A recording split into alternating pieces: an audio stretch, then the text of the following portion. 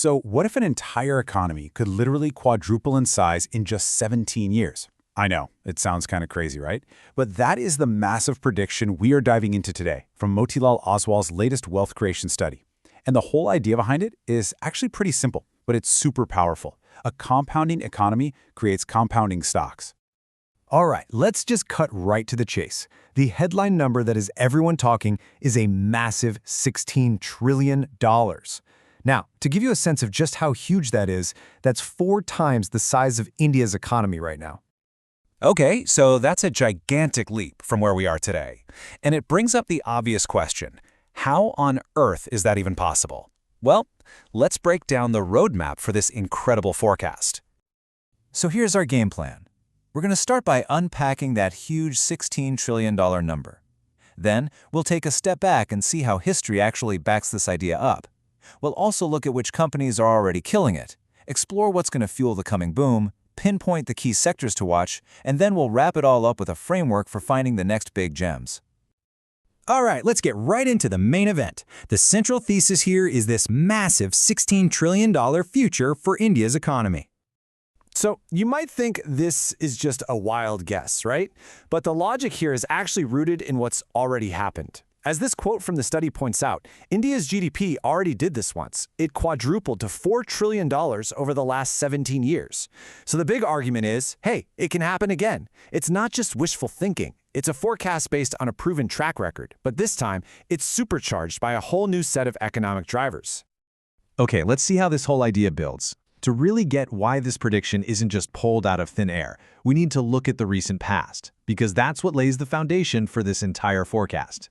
And this timeline, well, it lays it all out perfectly. The report calls this period the next trillion-dollar era, and you can see a really interesting pattern. It took 7 years to go from 1 to 2 trillion and another 7 to get to 3. But then, get this, the growth actually started to accelerate. Adding that 4th trillion took just 3 years. This is the compounding growth that forms the historical bedrock for the entire forecast. So that's the big picture economy. But who are the actual companies that have been riding this wave? Let's take a quick look at the top performers between 2020 and 2025. Now, what's really fascinating here is the sheer variety. For the biggest wealth creator, we're talking just the sheer volume of wealth created, that was Bharti Airtel.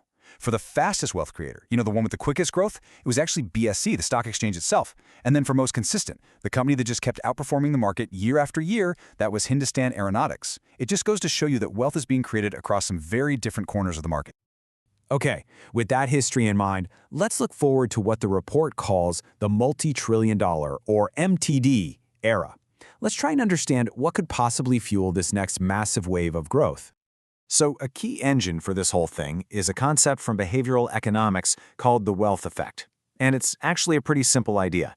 When people see the value of their assets, their stocks, their real estate go up, they feel wealthier. And because they feel wealthier, they're more likely to go out and spend money, even if their actual income hasn't changed.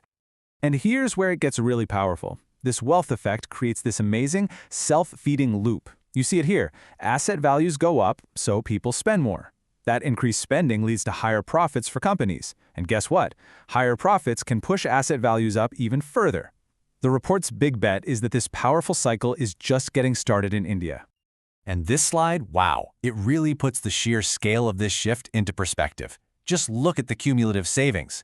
In the past NTD era, it was $13.5 trillion, but in the coming MTD era, it's projected to be a staggering $47 trillion.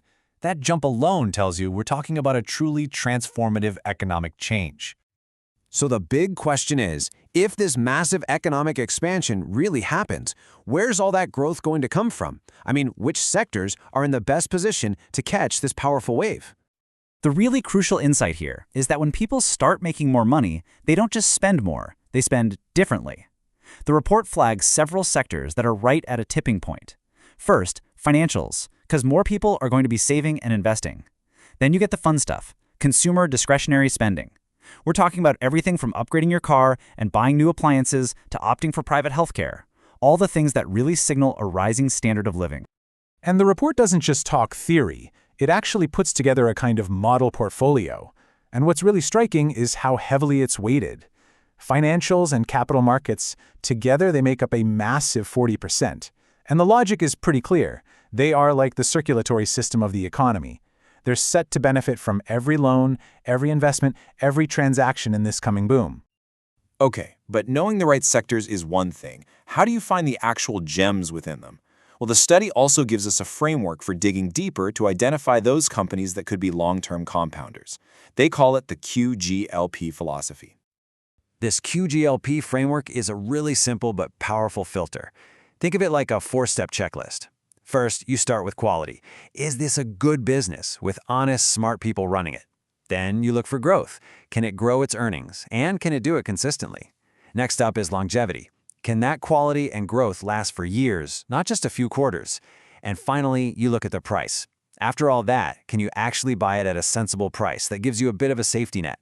It's a really disciplined way to find those true long-term winners. And that really brings us to the core takeaway from this entire analysis. If you remember one thing, it should be this. A compounding economy is basically the fertile soil where compounding stocks can really grow. It's the idea that a rising macroeconomic tide is what really lifts the individual boats. So, the report paints this really compelling picture of the next 17 years. But we all know the path is never a straight line, right? Which leaves us with a final question to think about. On this journey to a potential $16 trillion economy, what do you think will be the biggest surprise that absolutely no one sees coming?